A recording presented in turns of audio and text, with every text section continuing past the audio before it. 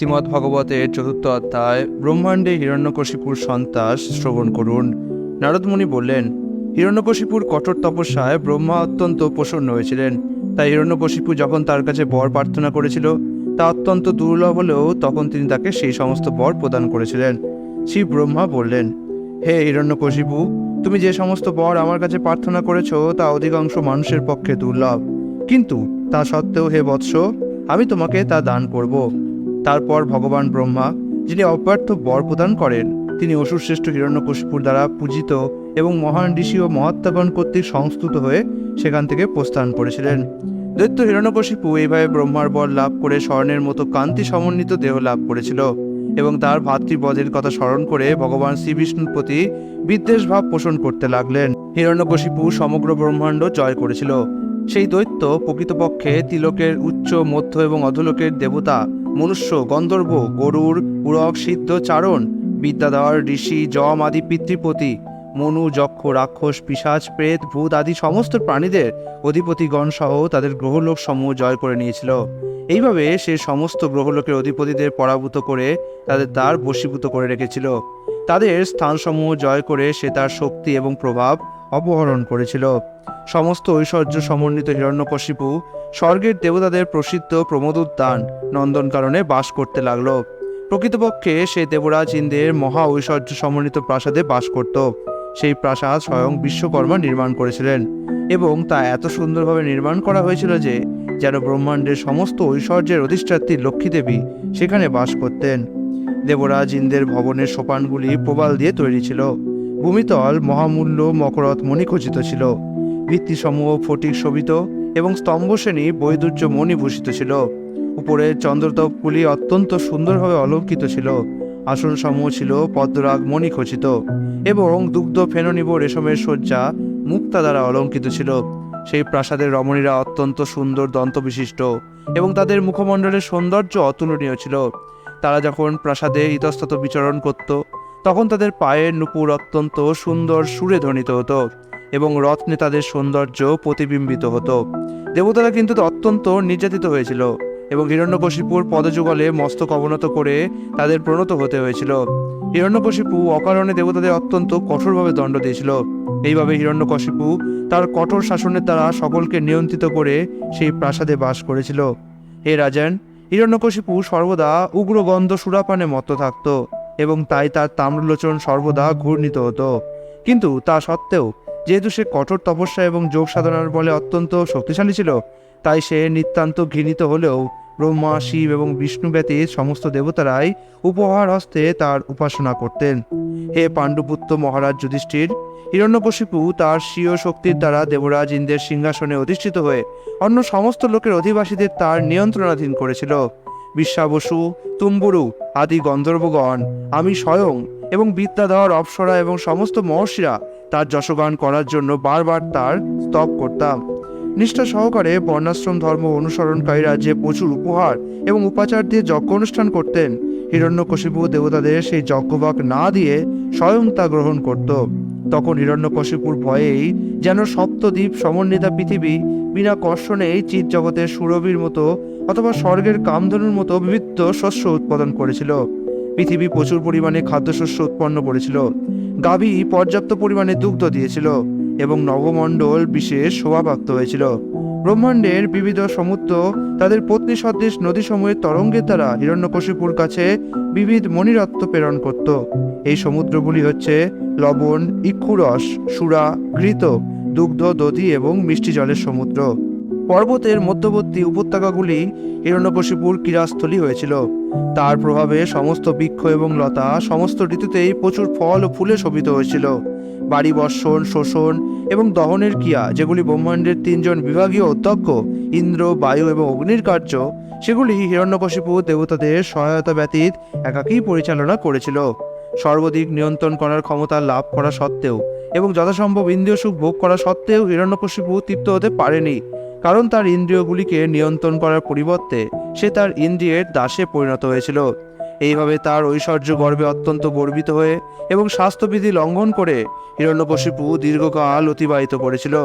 তার ফলে সে সনকাদি মহান ব্রাহ্মণদের দ্বারা অভিশপ্ত হয়েছিল।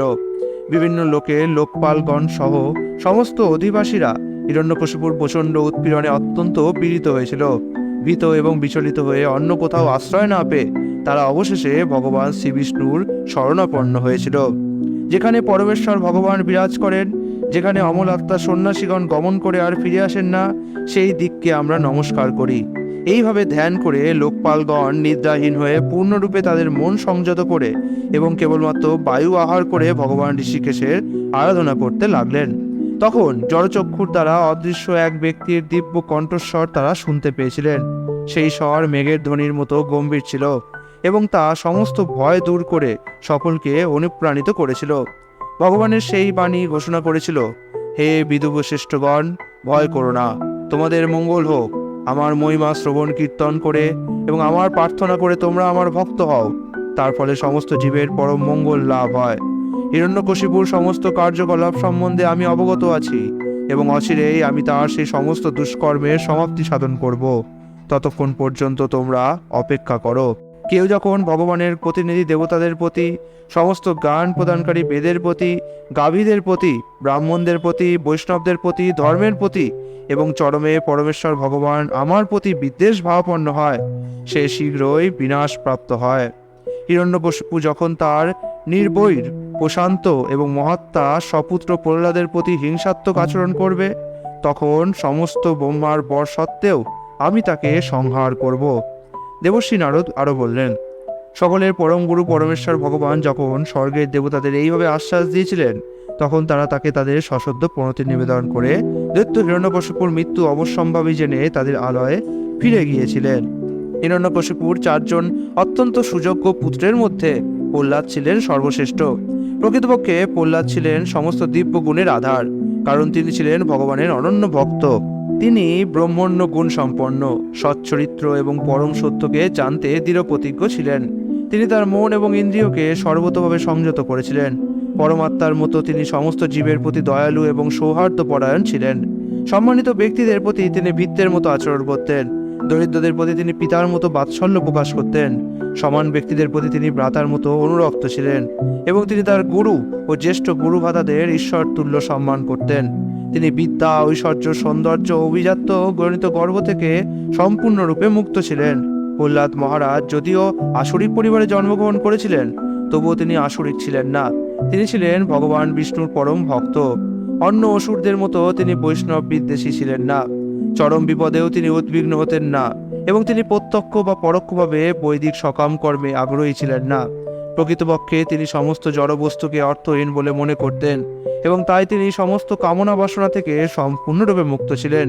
তিনি সর্বদা তার ইন্দ্রিয় এবং প্রাণকে সংযত করে স্থির বুদ্ধি এবং দৃঢ় সংকল্প সহকারে তার সমস্ত কাম বাসনাকে দহন করেছিলেন।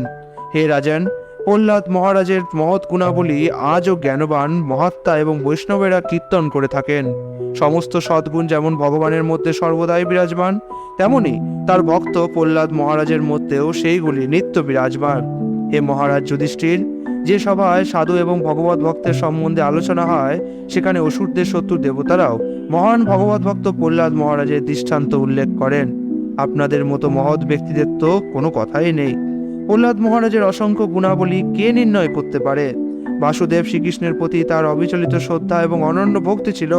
তার পূর্বকৃত ভক্তির প্রভাবে ভগবান শ্রীকৃষ্ণের প্রতি তার স্বাভাবিক আসক্তি ছিল। যদিও তার সদ্গুণগুলির গণনা করা সম্ভব নয়, তবুও তার ফলে সিদ্ধ হয় যে তিনি ছিলেন একজন মহাত্মা।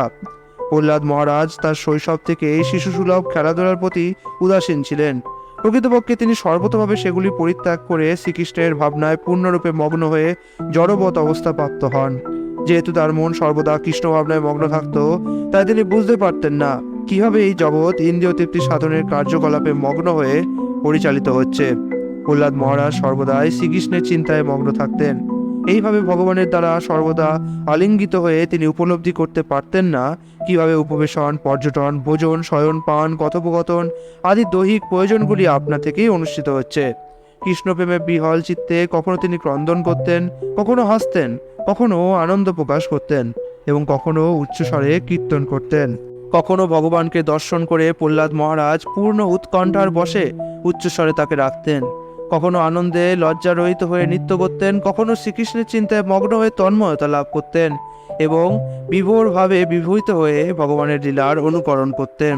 কখনো কখনো ভগবানের করকমলের স্পর্শ অনুভব করে তিনি আনন্দমগ্ন হয়ে মৌন হয়ে থাকতেন।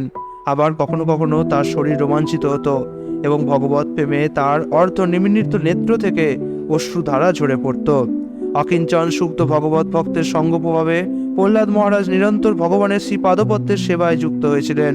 তার পূর্ণ আনন্দময় রূপ দর্শন করে আধ্যাত্মিক জ্ঞানে দরিদ্র ব্যক্তিরাও পবিত্র হতো, অর্থাৎ প্রহ্লাদ মহারাজ তাদের দিব্য আনন্দ প্রদান করতেন।